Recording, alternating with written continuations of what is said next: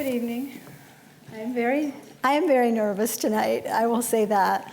But I'm also feel so honored to be able to share about a really faithful God. And I have asked God to quiet my emotions. I feel like I'm starting already. But I am very excited to tell you that God is real, even in the really hard things. He is very faithful.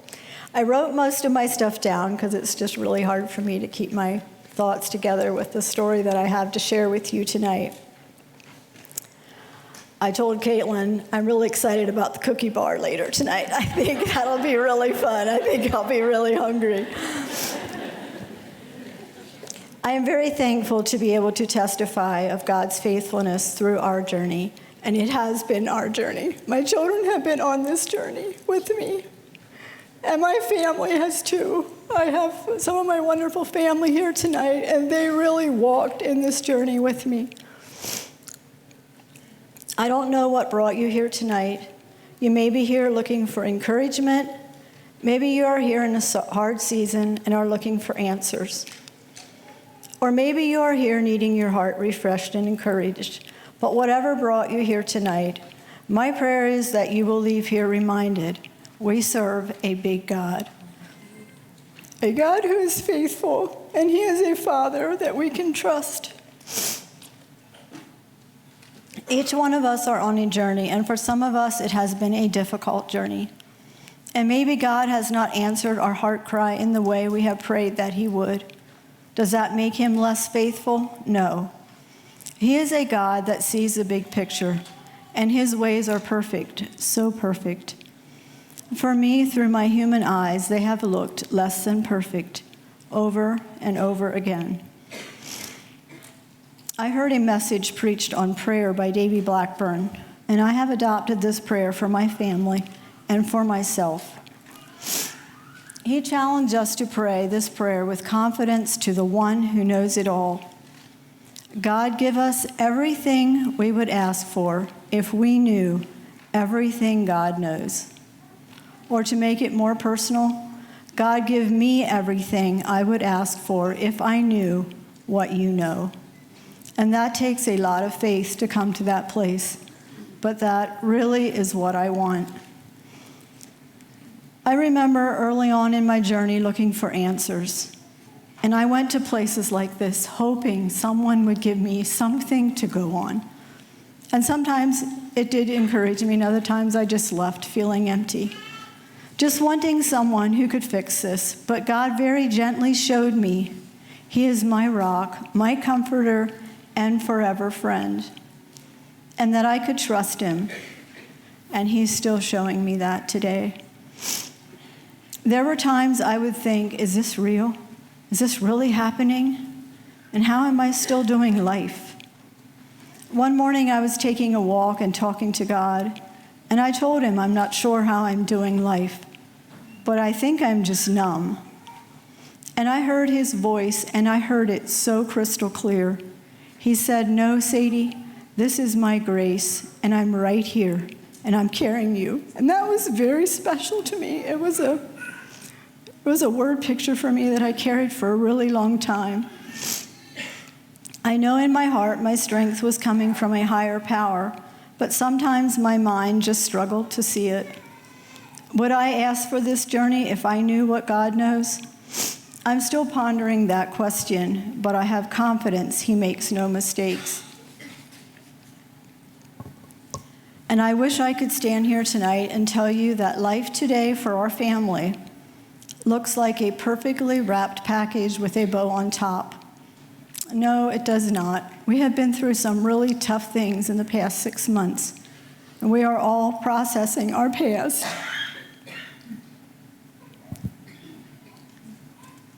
And the difficult journey in different ways, and it's still affecting each one of us. I am so thankful that we serve a God who is patient and is okay with us not being okay. Learning to love the journey we are on is not a once and done. We see the hand of the Father in the good, but we see the heart of the Father in the bad or the hard. When I look at the heart of the Father and all He has for me, be it good things, be it hard things, I would still choose Him, And I will say that has not come easy for me. Most of you have heard bits and pieces of my story, and I want to start with telling you a little bit about myself.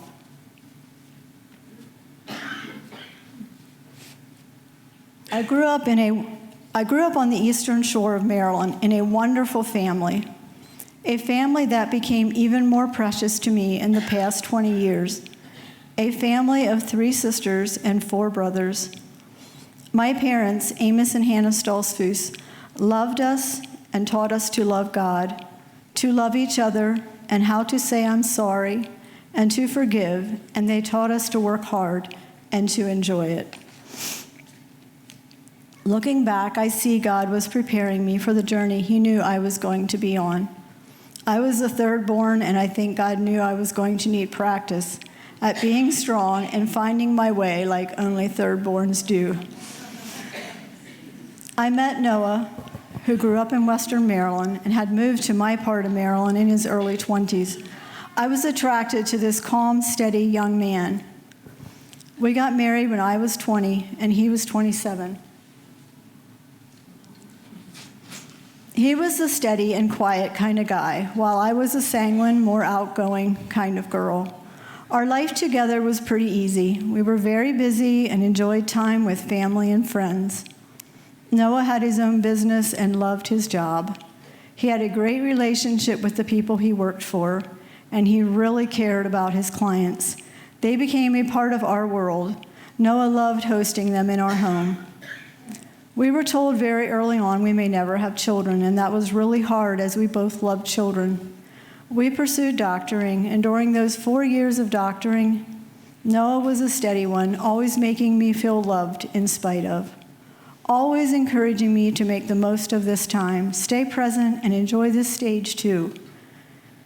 And after 4 years of praying for a baby, we found out we were having twins. I was a little overwhelmed, and Noah was once again the steady one, so excited and confident, assuring me it will be okay.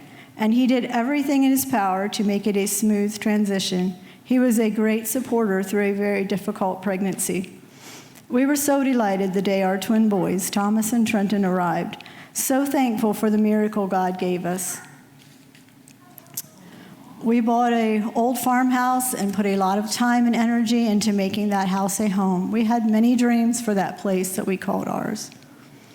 6 years later, God blessed us with a baby girl, Caitlin.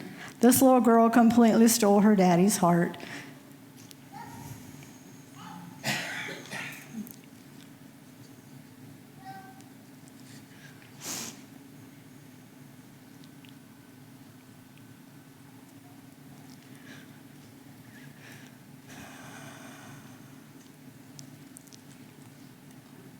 He would often take her with him to look at jobs, and she could often be found following him around.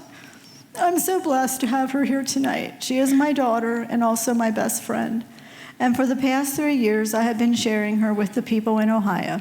She found her husband, Tyler Yoder, here, and while it has been hard living so far away from her, I am so happy to see how she has made this place her home, and you all have done a great job making her feel welcome here. She gave me lots of practice at doing life without her before she took the permanent step to Ohio. She had a love for travel and missions and spent time in Jamaica and Thailand, so Ohio didn't seem quite so far away. Noah and I loved being parents, and Noah was a very hands-on father. He loved his role as a dad and always supported me as a stay-at-home mom. I'm so thankful for those years of being at home and giving the children that security. I think God knew they were going to need that as they were robbed of a normal family life at a very young age. Noah always freely said, "I love you," and made us all feel safe and loved. And because of that, when the accident happened on October 7th,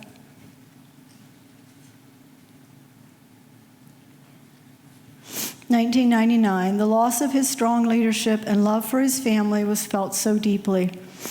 That Tuesday morning started out like most mornings in our house. Noah was off to paint a roof, and I was taking the twins to school. Thomas and Trenton were 10, and Caitlin was 4. I was asked to help in the kitchen at school that day, and I know God had that planned. Knowing I would be at the school with my children,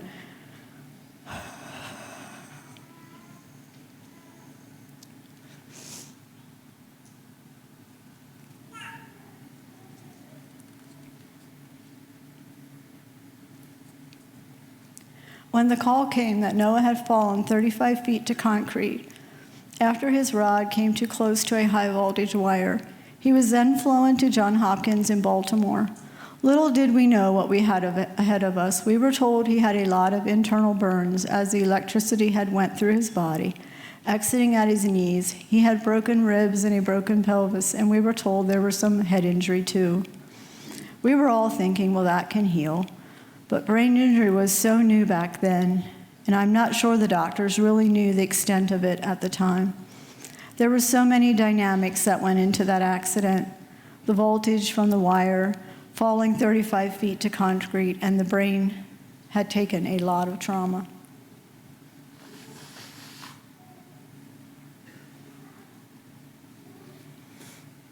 He hung between life and death for 3 to 4 days. We spent those nights in the waiting room praying and waiting for God to do a miracle, praying God would give us more time with Noah. But unlike sudden death, reality came a little more gentle. First, we prayed that he would live, that God would just give us our husband and father back. But as the days stretched into weeks, we slowly became aware of the brain injury being his biggest injury. The rest of his body was healing very quickly.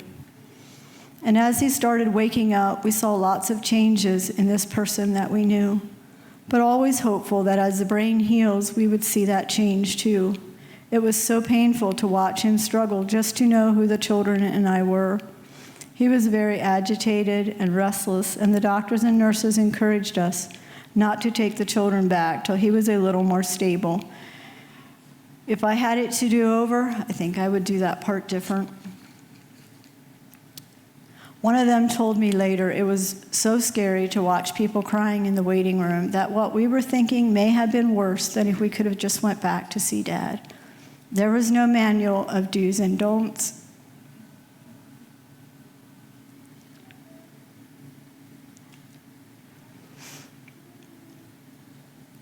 It was so painful to watch them as they tried to process all that was going on. Tom and Trent did start to go back to his room and spend time with him. But I know it was very hard for them, as he did not seem to know who they were. Kate just wanted nothing to do with it for a long time. I remember one day as I was leaving to go to the hospital, she really wanted so badly to go with me. And I explained to her the only way she could go with me is if she went back to his room with me. And she said, "Mom, I will just hide in the waiting room till you come out." Things like that were so hard, and many times I just wish I could go back.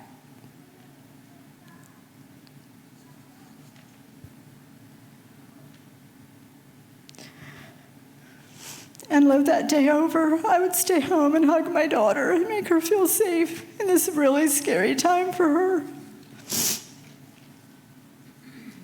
I have had to ask the children to forgive me for the mistakes I made, but I have also had to forgive myself. And through preparing to share tonight, I have seen where God still has a lot of healing to do in this girl's heart. It has been painful and yet good to see how God was so there. God was so faithful during those really dark and hard days. He did not remove the storm, but he stayed with us through it. And I also want to encourage each of you to walk through hard things with your friends. That is how I saw and felt my Heavenly Father, was through my friends. And many of you are here tonight, and I just want to thank you for being in that journey with me for so long. My friends and family were with us through not just weeks of hard stuff, but years, and many of you just stood by and loved us so well. Noah spent 6 weeks in intensive care at Johns Hopkins and then was moved to a brain injury in-house rehab in Pennsylvania. There they slowly took him off the meds that were keeping him in a fog. I think I'm just going to blow my nose. Sorry.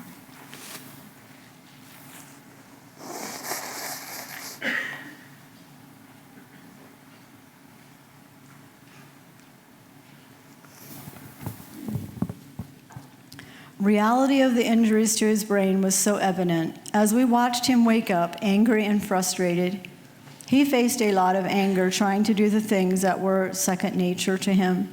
That was very scary for the children. So many tears and emotions went into those weeks in the rehab.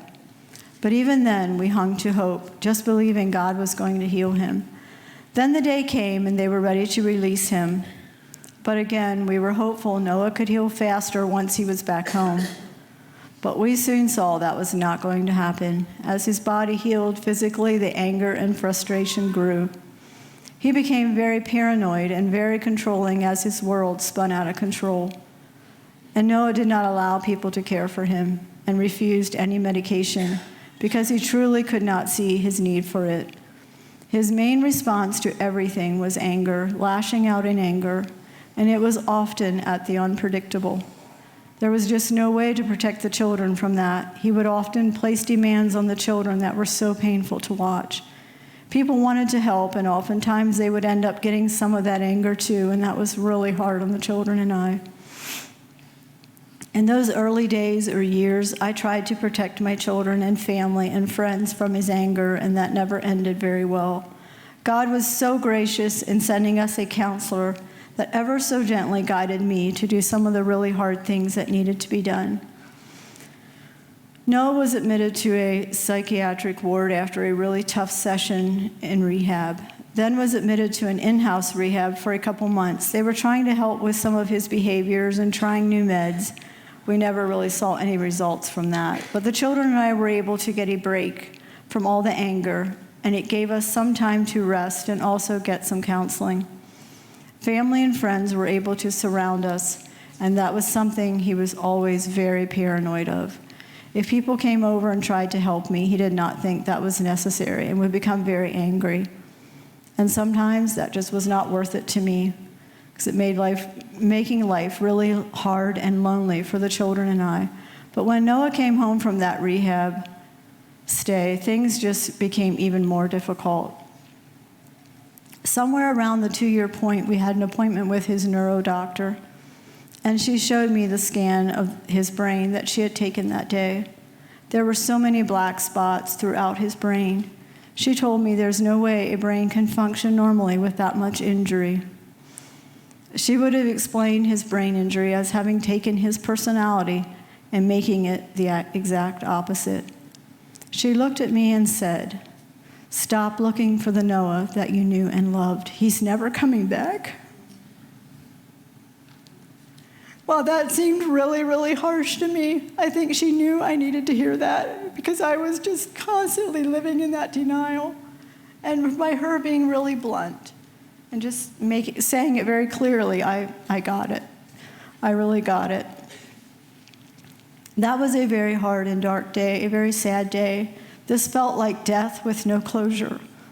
We were left with a very angry, confused Noah. I found myself at the foot of the cross, broken and angry, and sadness that felt like it would never end. The depression hit, and it hit hard. I wanted to give up, but I had 3 precious children that needed their mom, and I knew I had to find a way through this. They really needed one dependable parent. And I also realized I couldn't go on like we were if this was our new normal. That's when family and friends, our pastor and my counselor all started sharing their concerns for our safety. As Noah's verbal and physical abuse was also becoming very frequent, there were times I was afraid but too numb and tired to take that step. I could have spared my children a lot of hurt if I would have done something sooner. I started praying and asking God to show me clearly what I'm to do. I asked him to show me if it is not safe for us to stay. And he very clearly showed me one Saturday night when Noah had an anger outburst that included one of his best friends.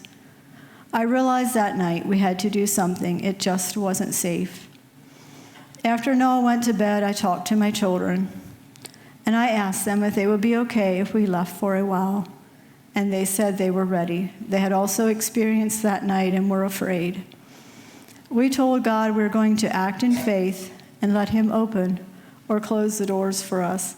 And I clearly remember one of my boys, he must have been 12 then, He just said to me that night when I was like, how are we going to leave that Dad doesn't see what we're doing? And he said, Mom, let's just go in faith. Let's just let God take care of it. And he was so young. But God worked so many miracles that Sunday, and he knew I was going to need the writing on the wall when the doubts arose in the days and years ahead. A typical Sunday morning was Noah making sure we were going to church. He would follow us out the driveway, and then he would go to the church of his choice. I had our bags packed and planned we would leave as if we were going to church. And then we would come back and pick our bags up and then go to church. We had planned to spend the day with my brother Malin and his family, and I knew Noah was going to be joining us there. And then my plan was to leave as if I were going to Sunday night church that evening, but then just head out to wherever. And in my desire to protect my family and friends, I decided to not tell anyone where we were going, as I knew his anger would be directed at whoever knew. But that Sunday morning, Noah left the house before we did, and that just never happened. And I felt that was God making a way. We spent the afternoon with my brother's family, and once again, Noah left before we did. And again, I realized God was saying, I got this. I clearly remember my heart beating so fast. The reality of this is going to happen, and God was making a way. I was able to talk to my brother and tell him we were leaving, and that I would get in touch with them after a couple days. He prayed with us, and we all shed some tears, knowing we were definitely treading in unknowns. We drove for a couple hours, and it started to snow, and it was getting dark, so we stopped for the night. I'm not sure how we slept, but we did.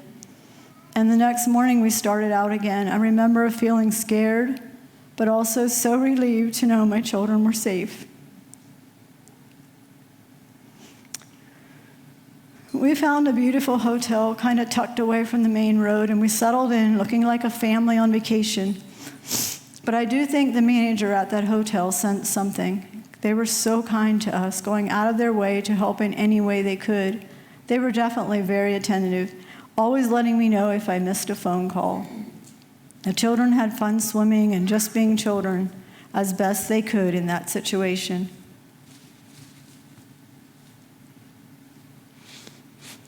We did talk to family every day and started making plans to give it more time as Noah was very upset with us.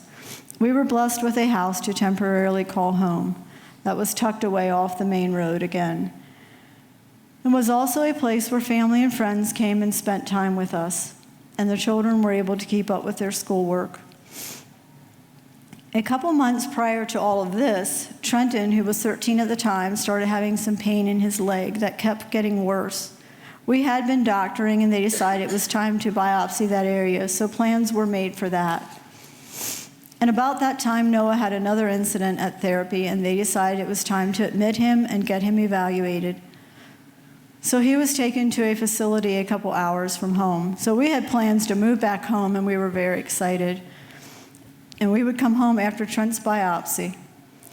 But we were not home very long when we got a call that he was being discharged, and our family and friends felt it was better if we left, as Noah was very angry that he had been admitted, and they felt he needed some time to work through that. God provided a house for us close to school and close to some of our friends, and we settled in there. And then the call came from Trenton's doctor telling us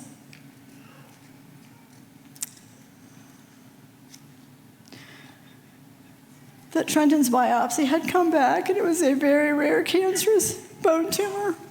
And our doctor wanted us to see a doctor in Philadelphia. I took a couple days to process this with family and friends before I told Trent and the other children.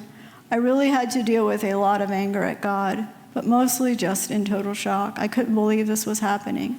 And how would I tell Trent and Tom and Caitlin when their lives were just finally feeling safe and a bit more normal?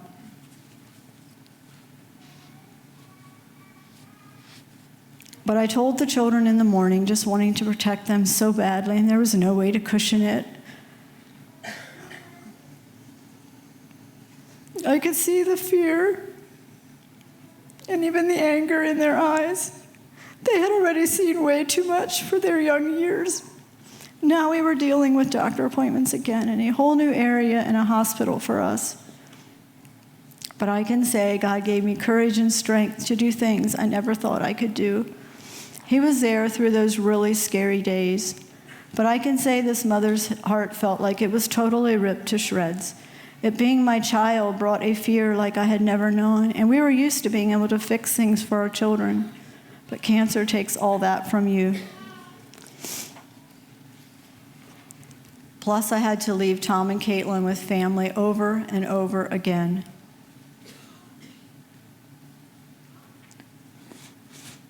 Just not being able to fix it for any of them. Watching them process this was really hard. It was decided at that time that the children would stay with my brother Malin and his family and not shift them around to different homes, as that was really hard for them. Malin and Rhoda did a wonderful job at loving my children, and it still feels like they are so often helping me love my children. Then the journey of surgery after surgery started for Trenton, and also realizing we were going to need more help with Noah as he was coming to the house every evening. It was just a lot to handle with a child that was not feeling good, so we moved into a basement of one of our dear friends, Norman and Sylvia, and again, I can't thank them enough for their love and care for us. This added some support for me, just knowing someone was upstairs if we needed help. They had 3 boys close to my children's age, so always having playmates brought some fun and a distraction for the children. They were a real blessing to us. We did life with them for 3 years, and I can say they still feel like family to us. God did such a work in my life, giving me courage to do hospital trips to Philadelphia by myself, learning to make decisions on my own. That was so out of my comfort zone, but God was faithful and took a lot of the fear away. Was it easy? No. And many days I just wished for Noah and his steady personality to be there and help me make the decisions and lead the way. I struggled with a lot of stomach ulcers during that time, and it made for some very tough days for this mother. God felt so far away on some of those really scary days. Praying came hard for me, and I felt like such a stuck record.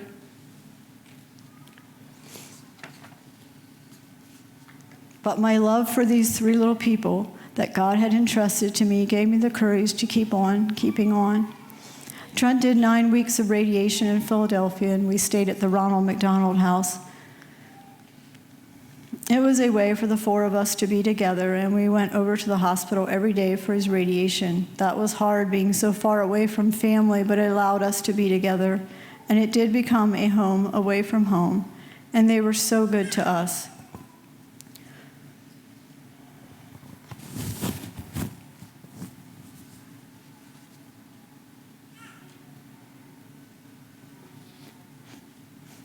Always trying to find ways to make life easier for the children. They blessed the children with numerous tickets to Phillies baseball stadium, and while that didn't take the pain away, it gave the kids a night where we could kind of forget about our troubles. It really took this mom out of her comfort zone, but we always had family or friends that came and enjoyed those nights with us. But sometime through all that, I had learned to do some of those things for my children's sake, and I learned to let the troubles go, even if I knew I was going to have to pick them back up. Learning to enjoy the blessings that come our way, living present in the moment, and enjoying the little things, and learning to be happy in a less than a perfect world. And we learned to do this together. Many times my heart ached to have Noah alongside of us. It really hurt being a single parent, and especially now. Life leveled out to a more predictable normal. We still had lots of doctor visits and therapy for Trenton, but we had more time at home, and that was such a blessing. We knew Trenton's leg was healing very slowly, and that playing or doing any activity was a risk. But Trenton was very active, and one afternoon while playing basketball outside with the dog collided with him and broke his leg. It was then decided to put a rod in hopes of strengthening his leg.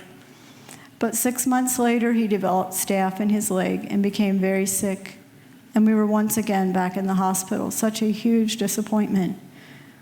They tried getting rid of the staph, but there really didn't seem to be any way to completely get rid of it. And sometime in that hospital stay, The hospital made a huge mistake and overdosed him with morphine.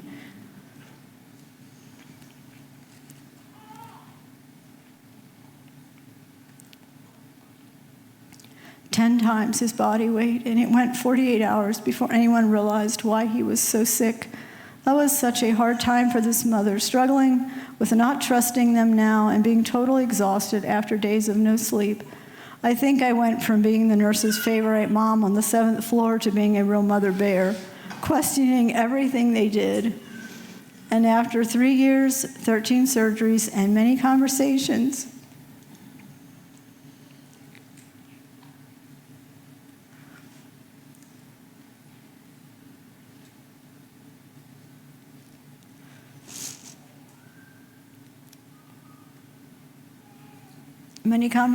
with our ortho doctor, the day came where they realized he was going to need amputation.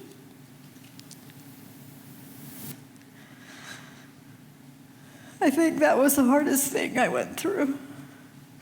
As a mom, we were used to being able to fix it, and it was even different from the emotions of all I went through with Noah.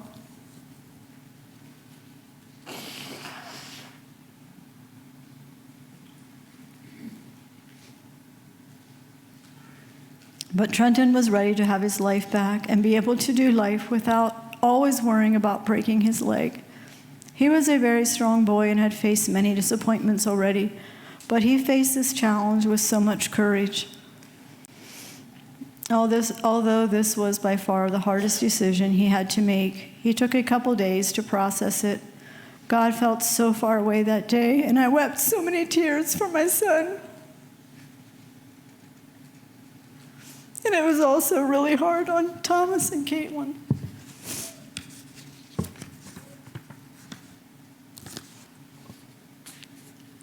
Looking back, I feel there was just no time to really reach around and be there for them. No way to just process all of it with them. I'm not sure how I would do it different if I had it to do over, but it was hard, really, really hard. I remember Caitlin went through a period of not coming to the hospital because the goodbyes were just too hard. We would talk on the phone, and that time was very difficult. We did have so much support at the hospital. The nurses and doctors were like family to us by that time, and Trenton was definitely a favorite of all. The children and I spent a couple weeks at Ronald McDonald House again so Trent could get therapy to learn to walk with his new leg. And we had also been blessed with a house back home to call ours, and it was close to my family, and that was such a blessing to us. Life once again took on a new normal. The boys in high school and Kate in middle school, and having these 3 people to talk to and process life with was such a blessing. But things did not change with Noah, but the change that happened was in us. Learning to accept this new person and not burning so much energy in trying to change him, just trying to let the anger and the outbursts take their course. That doesn't mean we did it perfectly. It was still very hard. But just not trying to fix him or trying to fix whatever he was upset or angry about, as we learned it was soon something totally different that would set him off. Life just looked so different to him.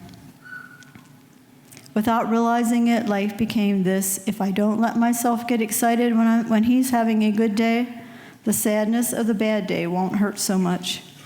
Ladies, I'm here to tell you that's no way to do life. Because when we don't allow ourselves to feel the pain, we will be so numb we will miss out on the joy in our lives as well. You will miss out on so many great moments that life brings your way. It felt so safe at the time, and I did this for way too long. No, I didn't do it intentionally. It was my daughter, Caitlin, who pointed it out to me one day. I was always holding out on being excited when something good happened because I did not trust my Heavenly Father would give me good gifts. It felt like I was waiting for Him to go ahead and take it back again. Do I still struggle with that today? Yes, but I'm trying to allow Him to heal that and to restore my trust in Him. When those hard things come, I can promise you He will be faithful and He will make a way.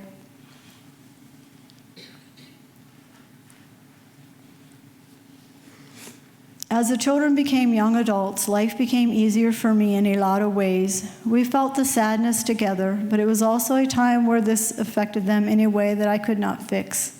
They really felt the sadness of his anger at the people in their lives. But we learned to do life together, sharing our feelings and emotions, our anger and our fears. Nothing was off limits. I let them know I was angry and sad too, encouraging them, just don't stay that way, let it go. The boys learned to step in at times, and Noah did listen to them better than he did to me, at least some of the time. And there just seemed to be no answers. And so I learned if we were okay with the decisions we made, that was enough. I laid a fleece before God a couple of times, and while that was scary, it gave me something to go on when the doubts arose. Then Tom and Trent graduated from high school and started college that fall, and Caitlin was in high school. I was cleaning houses, and that felt so good to be more financially independent again.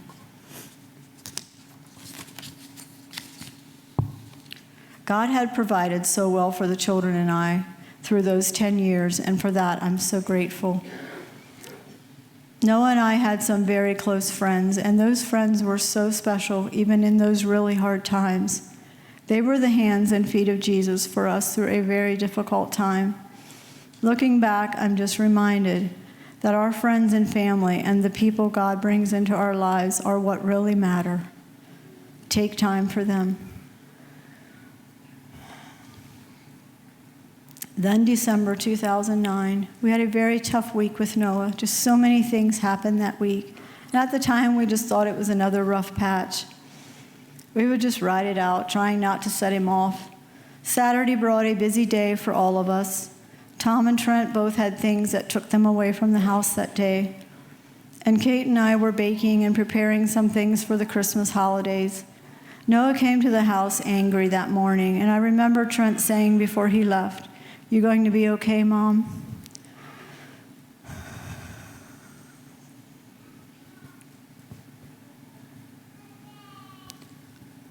Noah came upset and he came to the house upset and became very demanding as the morning went on. And Kate took the brunt of that anger that day. As he was leaving, she went out after him to try to calm him down, which she could do and did it well. But that day, he just up and threw a whole handful of stones at her. And while it was really bad that day, we were kind of used to it. And I told her he will be back soon and he will be totally over it. Just don't take it personal. We played some Christmas music that morning and just tried to enjoy the rest of our day, as we had learned to do over and over again. Then we got a really angry phone call from him around 4, and while that again should maybe have alerted us, that was not really unusual, and we just tried to calm him down, but he hung up on us.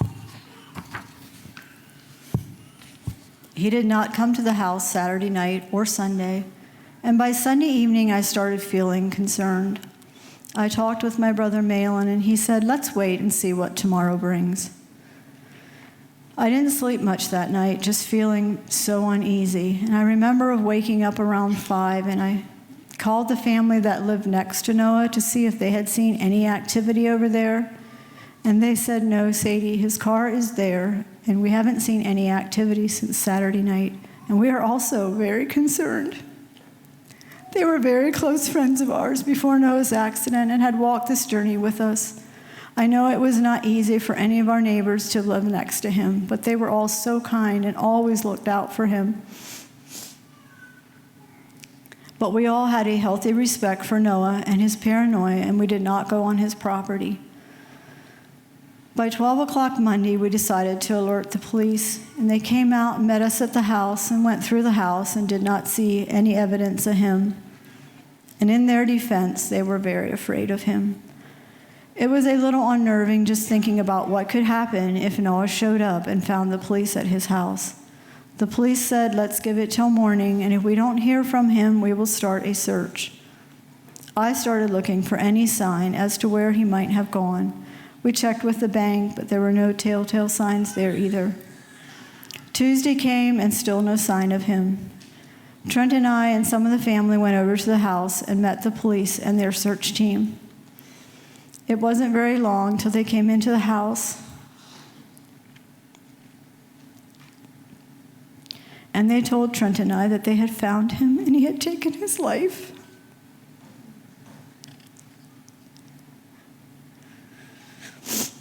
Nothing could prepare you for something like that. That came so unexpected to us and to everybody that knew him. Not that anything was predictable with Noah, but I really did not see that coming. It felt like such a blow to my faith and to all I had taught my children about who God was and his love for us. I was so scared how my children would process this. There was a lot of strong emotions going on in our house, each one of us dealing with it in our own way. And once again, so many decisions to be made. The boys had just finished a semester at college and were on winter break. Tom was working with his uncle that day when he found out, and Caitlin was at school. We spent the evening surrounded by family and friends, people who had walked this hard journey with us and had loved us so well and were supporting us once again. But when we came back home, we talked a long time about what had just happened. We were able to say the hard things, crying together, but coming to the place that God is still good. No, maybe we did not feel it in our hearts, but we knew it, and we knew we would be okay. We talked about the what ifs, and I remember one of the children said, "But Mom, it was never enough with Dad." And we had to come to that place.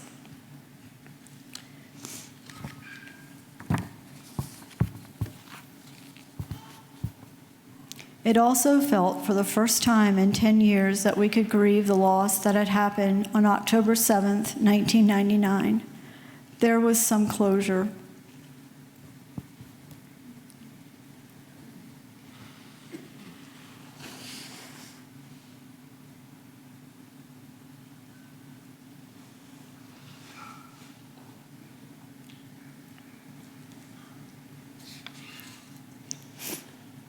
People would ask the children, "How are you doing with losing your dad?" One of them said, "We lost our dad 10 years ago, the dad that we really knew and loved."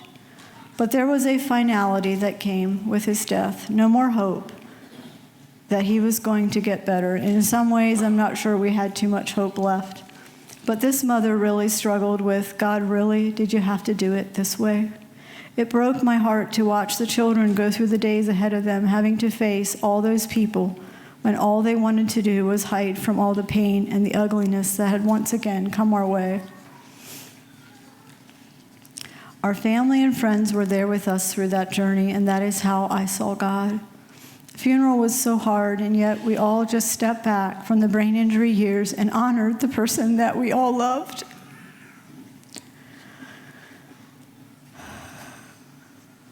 I can say it was God's peace that carried us through the finality of his death.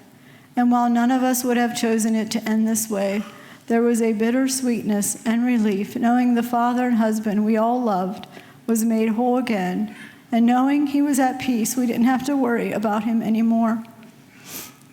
We got through the holidays. Most of that's kind of a blur to me. We spent most of it surrounded by family, and that was very special. I can truly say that it was God's peace that carried us through the finality of his death. God has brought joy back in our lives, and he has been our rock. No, the pain will never completely go away. The grief of doing life without Noah hits so different as life changes. Weddings, celebrations of grandchildren being born, family vacations, the children accomplishing dreams Noah would have loved to be a part of. He would be so proud of each one of his children. I know each one of my children feel the loss so real as they do life as adults. The Noah I married and loved and did life with through those 14 good years, his legacy still affects my life and shows up in some very special ways.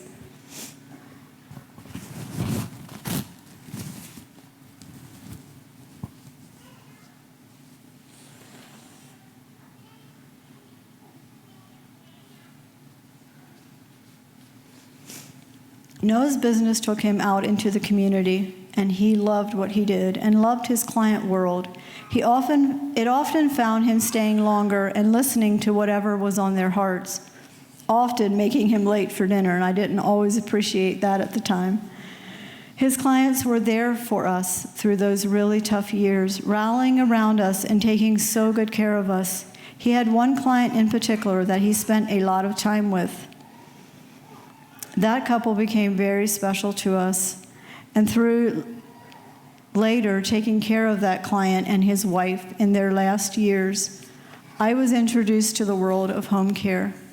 They totally believed in me and allowed me to learn alongside of them as I cared for them in the assisted living facility they were living in. I took care of this dear couple for 5 years, and through that, the doors opened for me to start doing home care. And I'm still doing that, and I love it so much. It has brought a lot of fulfillment and joy and allows me to make a comfortable living at something I really love. I think of it as one of the gifts Noah left me, and we like to say Dad is still taking care of us. Prayer has taken on a new meaning for this mother as I watch my children go through adult battles that I can't fix. Bringing those things to the foot of the cross and leaving them there is something God has been teaching me, and it feels like I struggle so much with learning to really trust Him.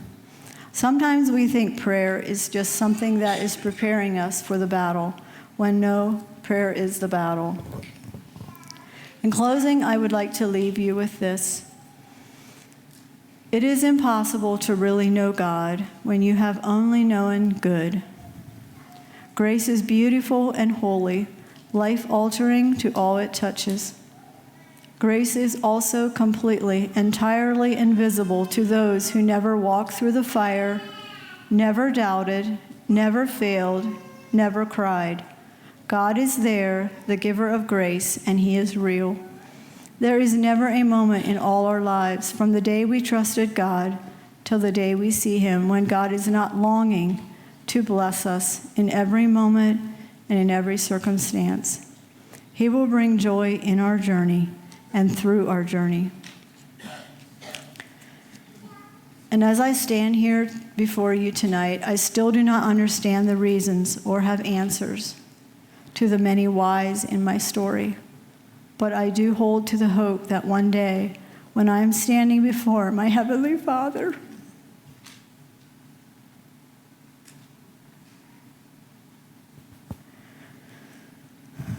the one who has sustained me and carried me through every moment, and He has seen every tear, that He will take me by the hand and will show me every divine reason, and at last, with tears in His eyes, be able to answer my every why.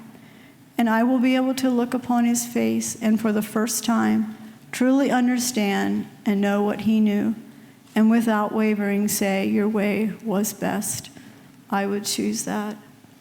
And my prayer is that that can be your hope too, whatever your story is.